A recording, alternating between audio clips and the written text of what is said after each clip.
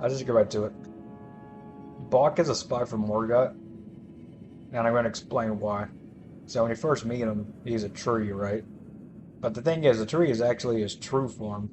He is part of the Erd Tree, and when the Erd Tree burns, he dies as well. That's why he doesn't want you becoming Elden Lord. And the demi-human thing is actually his disguise, in order to let your guard down, as demi-humans are weak and vulnerable and dumb. And he uses this with the help of Morgott's magic. And you know it's Morgott's because it's the same magic he uses when he disguises himself as a commoner outside of Lanedale when you fight him for the second time. Now then, of course, his next plan is that he makes up this sob story about how he used to be part of a gang and he got kicked out, and he's also a seamster and stuff.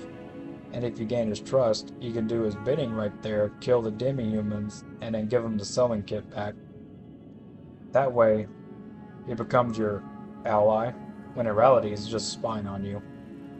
Why do you think he follows you through Liurnia, all the way up to Lanedale, all the way up to the capital where the Erdtree and Morgott are? It's because he's getting your location down from Morgott to let you know where you are at all times, so he can better prepare himself. Now, of course, when he adjusts your garments, not only is he getting rid of the drip on your armors, it's also dropping your stats, which is, I think, is dumb. Which means he's not actually helping you, he's hindering you. So you cannot possibly achieve your goal of becoming Elden Lord. And of course, when you get to Lanedale, that's where he stops, right there, outside of that building, when you first see, the whole capital and everything. And of course, he opens up a dialogue option to where he talks about how beautiful the Earth Tree is. This basically is his last attempt to persuade you to quit becoming Elden Lord and burning the Earth Tree down. And of course, it doesn't work because why would I take his stupid advice? He sucks. Now, there's the moment in the same breath where he says that he hopes you become Elden Lord, but that's just him being sarcastic. You can just do away with that. Now, of course, there are holes in this theory. I'll go ahead and go over. So first off, Melina will mention at least once about showing compassion to Bach or whatever. Just shut up, okay? Just ignore that. You don't need to know that.